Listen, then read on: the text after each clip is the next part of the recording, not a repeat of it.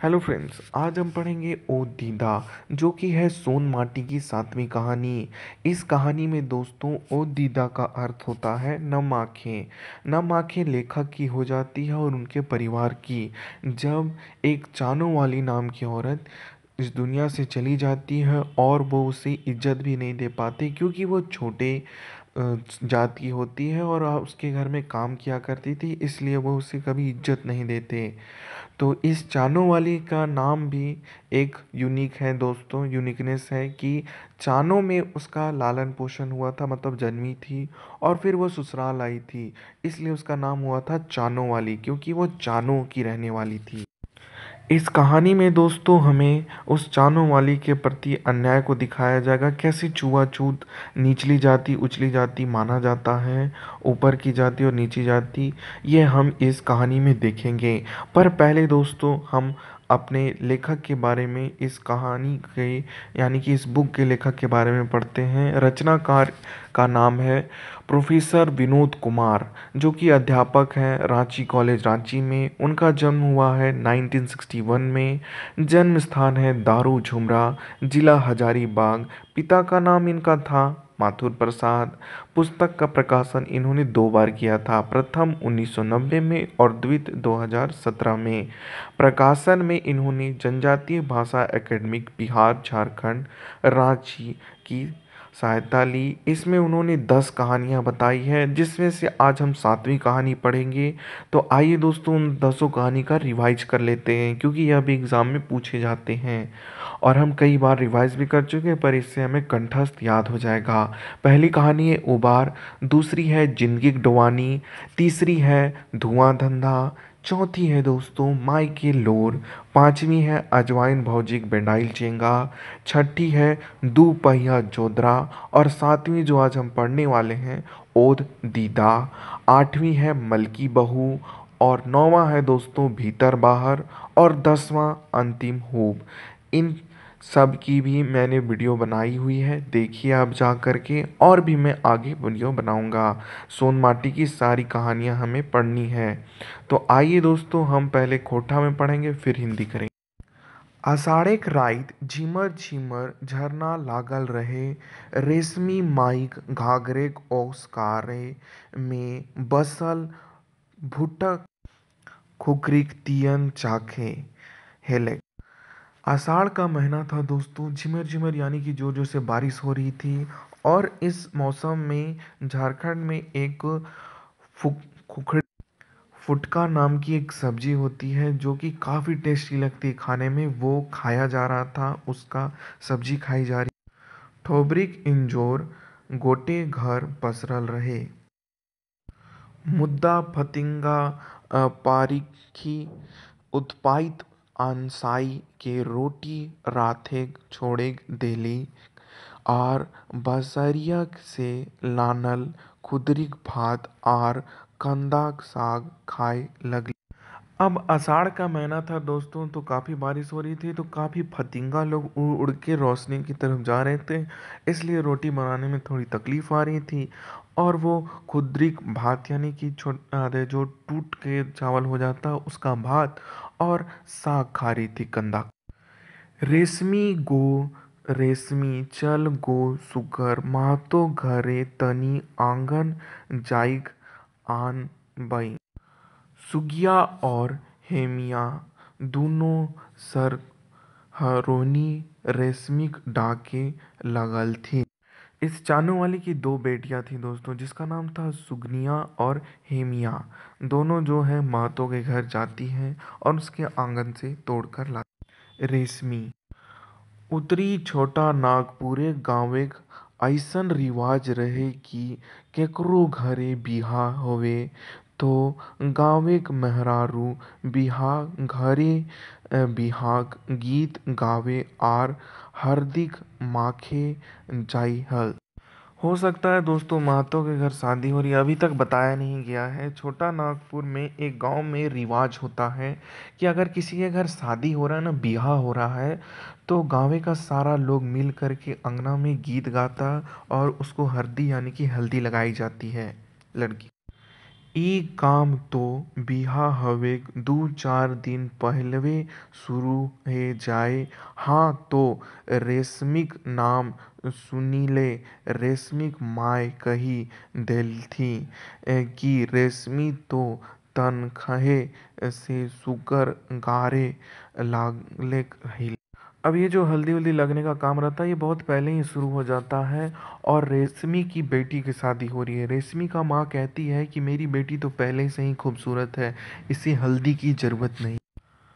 चानो वाली घरेक निज के सुकर महतो घर सुकर घरेक ओकर बेटियाक बिहा रहे आंगने जावेक गोट गाँव बोलल हथिन परख लेल।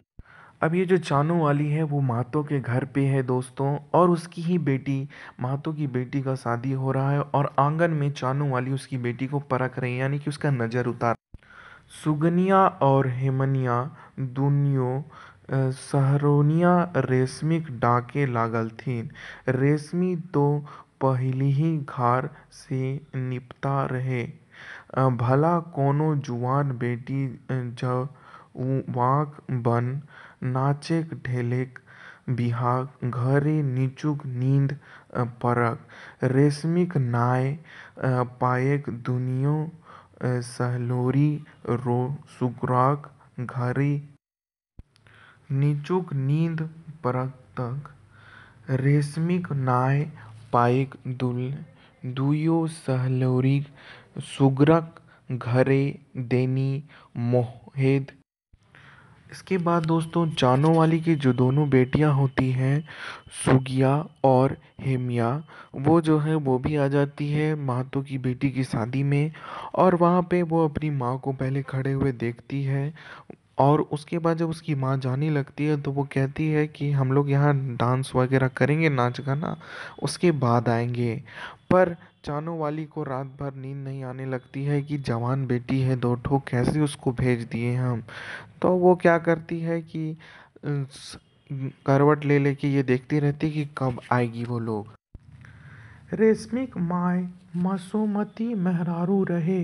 गोटे गांवे लोग रेशमिक मायक चानो वाली के नावे जाने हेले। किले की चाने वाली चानो गांवेक जनमल बढ़ल। अब इसके बाद बताया जाता है दोस्तों कि रेशमी जिसका शादी हो रहा था उसकी माँ का नाम था मसोमती, यानी कि महतो की वाइफ। मसोमती को जो है वो चानू वाली को लाई थी, और चानू वाली जो चानू की रहने वाली थी उसको भी सब लोग इसी से जानते थे, क्योंकि वो चानू में बड़ी पली थी इसलिए उसका नाम चानू वाली था। ये मैं पहले आपको बता जावेक उ रहली सेवे गाँवेक ओकर नाम चानू वाली हेल रहे। गाँवे घेरे घेरक खमइर चानो वाली रहे हेली। केकर घरे छठी है केकर घरे पूजा हेलथे बा हेले लागिल। अब ये जो चानू वाली है ना, ये चानू की रहने वाली, वो देखती थी कि किसी के गांव में अगर छठियारी है, यानी कि और कोई पूजा या फिर कोई शादी, तो वो बहुत ही अच्छे से वहाँ पे जाती थी और उनका सत्कार करती थी और वहाँ देखती थी सारे काम कर माने कि घरे घरे रख कर रेखा जोखा रखल है। गाँवेक महतो मालकिक घरे गोबर बाढ़न करे काम जोड़ेल अब ये जो चानू वाली है ना दोस्तों, ये गांव का जो मालिक था यानी कि महतो, उसके घर में झाड़ू पोछा किया करती थी, गोबर उठाया करती। महतो घरे कोनो जग जाबन बा कोनो बिहा शादी हवे, सोभे घरे जाने वाली आपन घरे नियर नीपा पोता करी दे। अब अगर मातों के घर में शादी वगैरह कुछ था तो वो क्या करती थी, गोबर बाढ़न पूरा करके नीप उप घर सबका घर नीप देती थी और अच्छे से रखती थी अपने घर जैसे। चिकन सूतर करे फिकर करे हलथिन नेक नियत से साफ आदमी आइजेग जमीने में कमे भेटा। ऐसा नेक दिल आदमी कभी ने शायद कम ही मिलता है। भूखिल आदमीक नियत आर ने की सूझे, बोड़े बोड़े मोटाइल आदमी आइन पैसा धरिन देखी के नियत आर ईमान धरखा पर धर देलक। अब जितने भी शादी में आदमी आते थे ना, वो ये देखते थे कि इसका ईमान इतना अच्छा है चानो वाली का, कि उसके सामने धरखा पे चाहे जितना पैसा रखा हो, चानो वाली कभी नहीं छूती। मुद्दा आइज तक चानो वाली के कोनो करीखा नाय लागले पारल। सब कोशिश करते हैं कि चानो वाली को अब चोरी के एग्जाम में पकड़ेंगे, लेकिन कोई नहीं पकड़ पाता, चाहे धरखा में पैसा रखा ही क्यों। बेचारी अपन पेट भात चलावे ले, दूगो परिवारे के परबस्ती उठावे ले महतो परिवारे संग आपन के जोहद डबल हेलक। चानो वाली गरीब थी, उसका पेट चलाने के लिए बहुत मेहनत करती थी, पर कभी गलत। बिहाने जखन मुर्गा कुकरोक चो करे हले, तखनिक से साँझ तलक महतोक दुवरियो लागलक रहे है। और जब से सुबह उठकर मुर्गा बांग देता था ना, वो महतो के घर में आ जाया करती। हमनियो जखन घर से वापस गाँवे घर जाए लगलथिन, ए चानो वाली ममा हिये आ। अब लेखक कहते हैं कि जब भी मैं वहाँ से शहर के घर से अपने घर यहाँ गांव के घर आया करता था, तब मैं उनको चानो वाली मामा यानी कि दादी चानो वाली मामा कहा करता। मोटी ले आयल ही आंजी तोर खिलाऊं, मारी खुशी के चानो वाली मामा नाचो लगल है। अब जब लेखक वहाँ आता था और चानो वाली मामा कहता था, तो चानो वाली काफ़ी खुश हो जाती थी और नाचती थी कि मेरा बेटा आ। जैसन ओकर कोनो छौआ शहरे कमाई के घर घुसले, चानो वाली ऐसा खुश होती थी मानो उसी का कोई बेटा उसका घर वापस लौटा है शहर से कमा। महतो घरे लुगा भात कर व्यवस्था हई जाहेक, तोई अपन संगे एक बेटा कोहला आर बेटी रेशमिक ओहे बखरिये रहे के पाले पोसे पार। अब चानो वाली कहती है कि महतो के जो घर में मैं काम करती हूँ, उससे मेरा गुजरा बसरा चल जाता है। लुगा भात यानी कि कपड़ा उसको मिल जाता था, साड़ी वगैरह, और खाने को भात भी मिल जाता था, और इसी से उसने अपने बेटे बेटी को भी गाँवे आइछो ऐसन व्यवस्था पावे जाहे कि जोदी कोनो आन दोसर आदमीक केकरो परिवार में मेसाई गेलक, तो ओकर जिनगीक परबत्ती गोट परिवारेक सदस्यक पर जो जाहे जीवन भर कर फिकर उठा ले हथी। यानी दोस्तों, जब चानो वाली किसी के घर जाया करती थी, तो वो ऐसा करती थी मानो कि वो उसी के घर की मेंबर है। चानो वाली के परिवारे तो खाटे रही दूगो बेटी जिरवा और रेशमी, तकर पिठिया एगो बेटा कोहला, मोटे झाइर गो बेई। चानो वाली के परिवार के बारे में बताया जा रहा है। उनकी दो बेटियां थी जिनका नाम जिरवा और रेशमी है, और उनका एक बेटा भी है जिसका नाम कोहला है। और उनके परिवार में सिर्फ 4 ही बेगत है, जैसा कि आप पिक्चर में देख रहे। महतवेक बनवल घर के में रहल, महतवेक खैते बारी खटल, कमावेक ओखनिक नियत बइन गेल रहे। चानो वाली महतो के ही बारी खेत बारी में खटती थी और वहीं पे कमाते थे और वहीं खाती थी। महतोवे घरेक सोभे आदमी चानो वाली लगू परिरीति दे हलथिन। कोनो सवासिन आपन ससुराल जाएक लागल है, तो पहुँचे ले बा गाड़ी पकड़वे से संगे जरूरे जैती। इसके बाद लेखक बताते हैं कि अगर चानो वाली के देखती थी कि महतो के घर में कोई भी आदमी कहीं भी गाड़ी उड़ी पकड़ने जा रहा है तो वो उसका सामान लेकर उसके साथ चलती थी। कौनो छौवा बेटी बिहायक बाद विदाई गिरी हवे लागल हे तो ऊ लोकदिन बहिन के संग चली जाए हेलिक। जैसे ओहे बेटी छठवाहक गिर जाई है। और अगर शहर से कोई बेटी छुआ आता था या फिर यहाँ से विदाई होती थी तो वो ऐसे उसका हेल्प करती थी मानो, और इतना खुश होती थी मानो उसी का बेटी या बच्चा आया। की नियर ससुरारे रहेक चाही अस्कर दोसगर हिंदू हिंदे नाय जाएक चाही। आरो आरोक बातें फरचाई के बतबे वाली चानो वाली महत्विक परिवार के एक अंग बनी गेल। और उनके बच्चों को इतना अच्छा से मानना और फिर वो जब आते थे तो उनसे अच्छी अच्छी बातें करना और सारी बातें बताना कि क्या नहीं करना चाहिए क्या करना चाहिए। ऐसा लगता था मानो वो महतों के ही घर में कोई सदस्य हो। मुद्दा गाँव बेहायक अइसन बहादुर हवे हेलक जखन ओकर भीतरेक भावे के ठोस लागल हेलै आर तब ओकर सुरजैत जाइक बहिंजा हेलक जैसन कोनो टूअर छौआ टुकुर टुकुर ताके के मुँह लटकाए ले।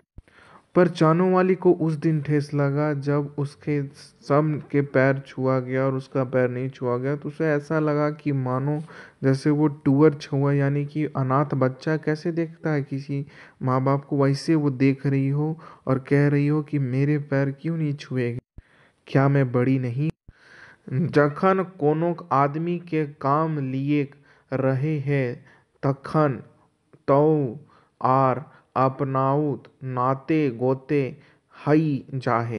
जब किसी को काम रहता था तो चानो वाली अपनी हो जाती थी और जब नहीं तो वो दूर हटा देती।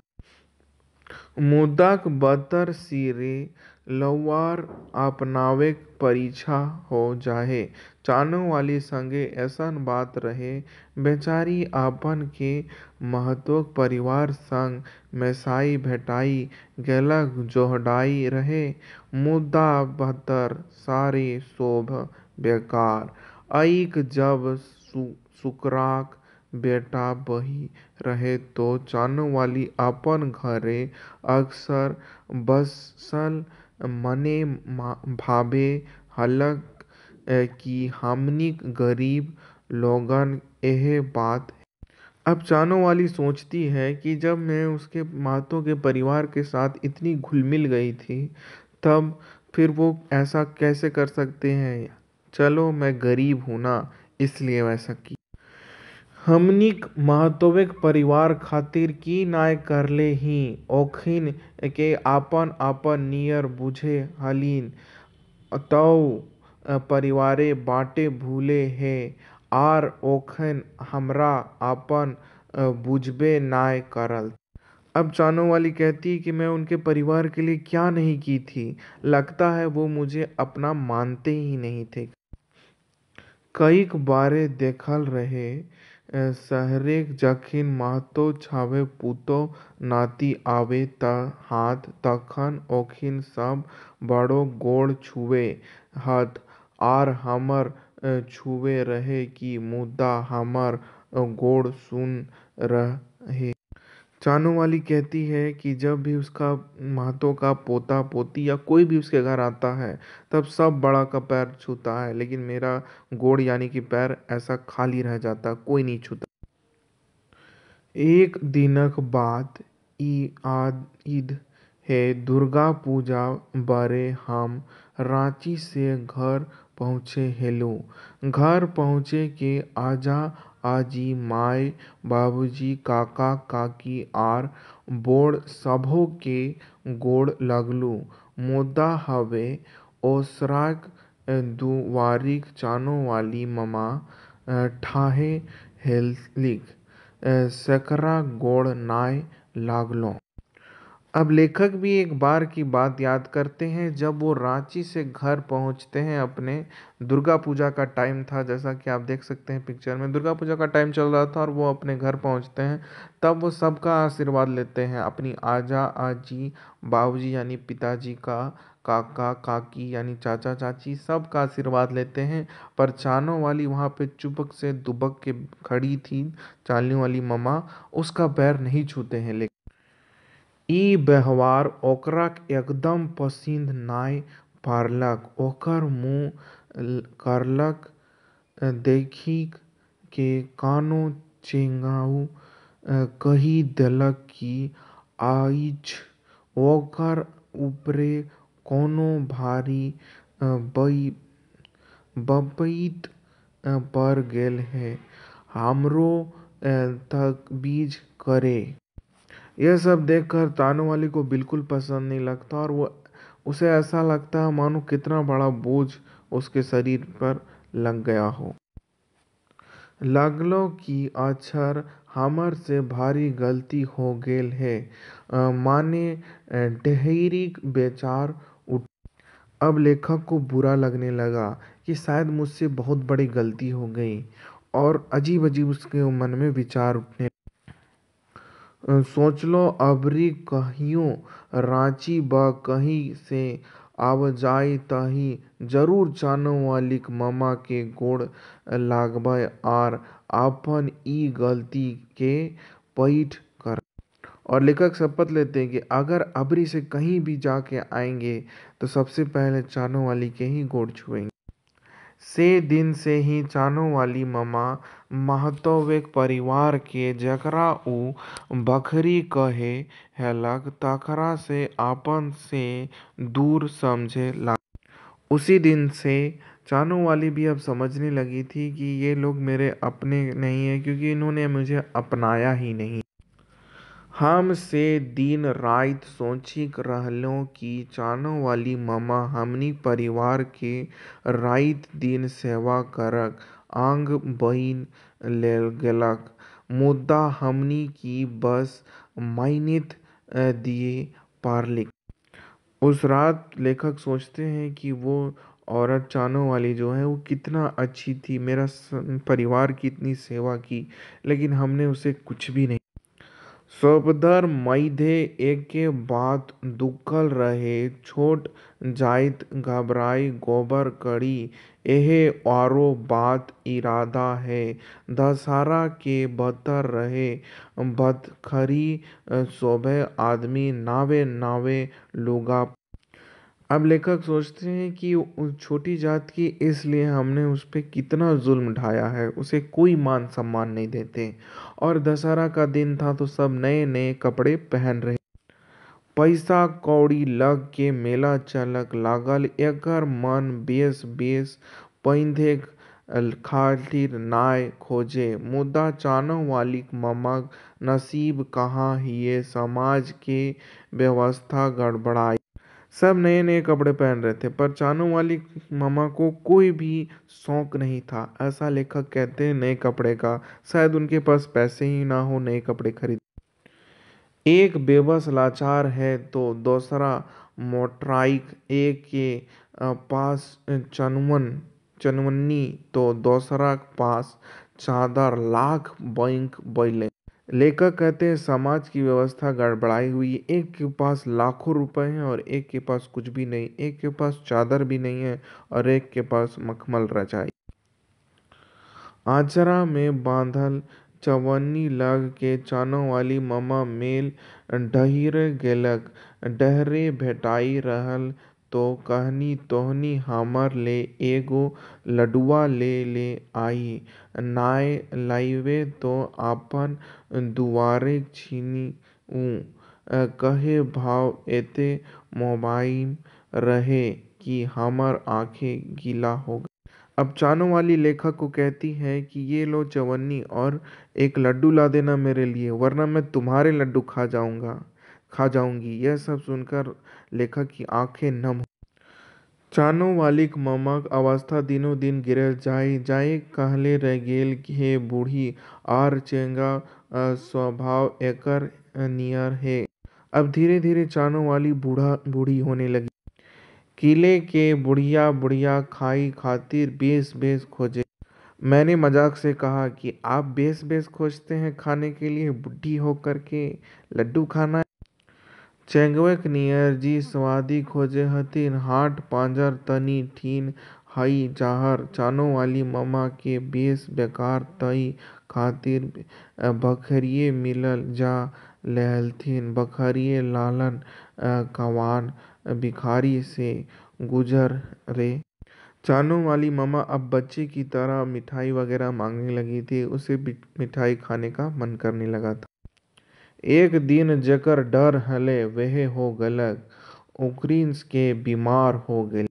अब जो वो बूढ़ी मम्मा थी, यानी कि चानों वाली मम्मा, वो अब बूढ़ी हो गई थी और एक दिन वो बीमार।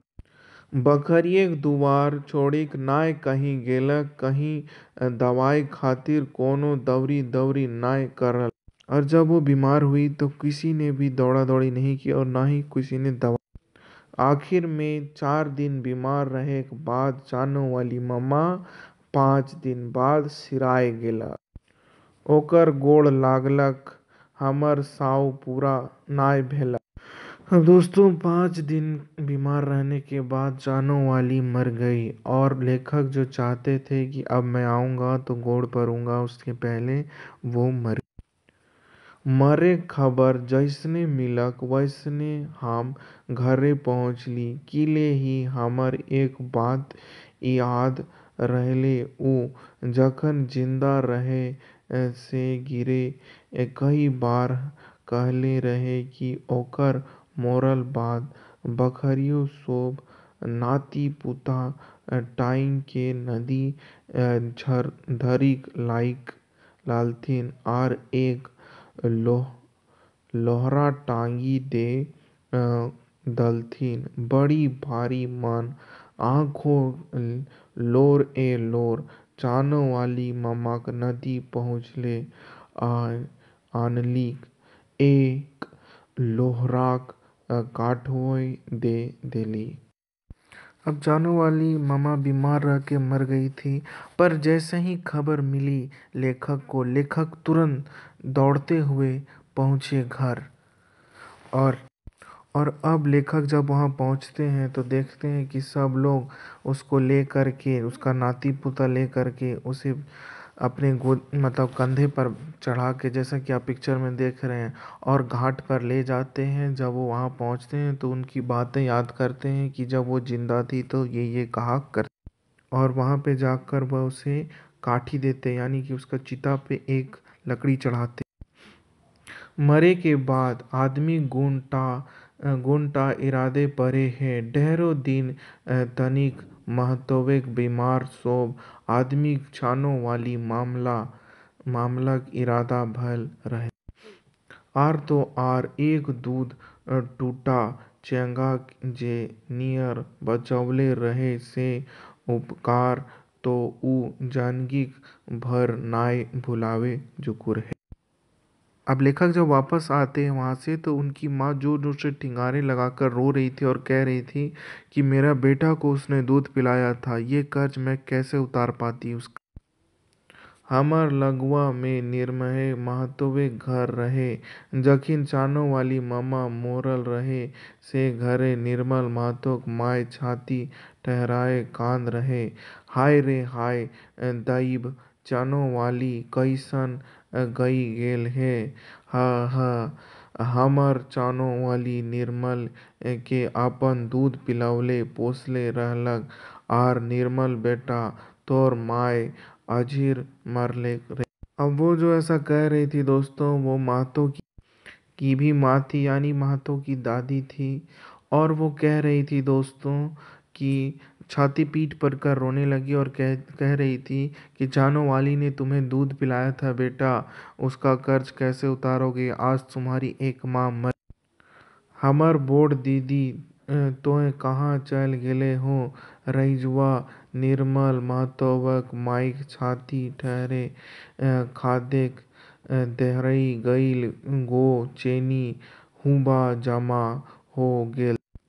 बतियाएक लागले जे निर्मल के माई के दूध नाय हवे रहे से घरी आपन दूध पिलाव के छानो वाली निर्मल के पोसा। अब ये जो ऐसे चिल्ला रही थी उससे निर्मल को भी यह पता चल गया, जो लेखक है उनको पता चल गया कि ये इसने मेरी माँ का अगर दूध नहीं होता था तो इसने मुझे दूध पिलाकर पाला पोसा था और ये मेरी माँ थी, ऐसा उसकी दादी बोल रही। लेखक निर्मल की बखरीक सब आदमीक दिशा भय गेलै जे चानो वाली मम्मा केतना महान रहे, आपन छातीक दूध दोसर छौवाक नावे दान कर देली है, खातिर कहा छोइन जाइत के मात दूधेक माइक कर्जा कोनो चुकवले पारले है, एक लोहरा टागी दईल और उपकार से मुताबिक मिल पारे। चानो वाली मम्मा ई याद करल सोब आपन दीदा ओट कर ले। फिर से वो चानू वाली को याद कर कर कहती है कि दूध से पिलाया हुआ छाती, यानी कि दूध जो अपनी ऐसी औरत थी वो कि अपने बच्चे को तो पिलाई ही, मेरे बच्चे दूसरे के बच्चे को आज तक कोई बच्चा औरत पिलाई है, वो इतना महान थी कि अपना दूध अब मेरे बच्चे को पिलाई। और दूध का कर्ज कोई चुका सका है क्या? कोई नहीं चुका सकता एक माँ के दूध का कर्ज। और उसने उसे दूध पिलाया और यही कहकर वो और भी जोर जोर से छाती पीट कर रोने लगती है। दोस्तों, यह सब सुन कर के लेखक को काफ़ी ज़्यादा बुरा लगता है और काफ़ी आश्चर्य होता है कि चानो वाली कितनी महान थी, जिसने मुझे दूध पिलाकर बड़ा किया था और मैं उसका पैर तक नहीं छू पाया। ये समाज के ही कारण हुआ, मेरी भी गलती थी। समाज में ऐसी कुरीति फैल गई है दोस्तों कि मानो छोट जाति का है तो उसका कोई इज्जत ही नहीं है। यह सब लेखक इस कहानी में बताना चाहते हैं कि कभी भी आपके मन में जो काम करने की इच्छा हो वो किया करें, क्योंकि अगर आप उसे दबा कर रखेंगे तो लेखक के जैसा ही पछताते रहेंगे कि आखिर उसने चानों वाली का पैर नहीं छुआ। और ये जो छोट जाति और नीच जाति का कुप्रथा चलते आ रहा है, इस पर भी विनोद कुमार ने काफ़ी सारे लेख से यानी कहानी से हमें यह बताने की कोशिश की है कि ये सब बेकार की चीज़ें हैं और कभी कभी तो छोट जाति वाले ही इतना महान काम कर देते हैं कि उन्हें याद रखा जाए। दोस्तों, यह कहानी यहीं तक ख़त्म होती है। आपको मेरी एक्सप्लेनेशन कैसी लगी हमें कमेंट सेक्शन में बताएं। लाइक करें, शेयर करें, सब्सक्राइब करें और बताएं कि चानो वाली में आपको क्या अच्छा लगा। क्या चानो वाली ममा सच में महान थी और लेखक को उसने दूध पिलाया तो वह कितनी महान औरत हुई? यह सब हमें कमेंट सेक्शन में बताएं और लाइक करना ना भूलें दोस्तों, और प्लीज़ सब्सक्राइब भी करें हमारे चैनल को और हमें सपोर्ट दें ताकि हम ऐसे और अच्छे अच्छे वीडियो बना सकें आपके लिए। थैंक यू दोस्तों। जय हिंद।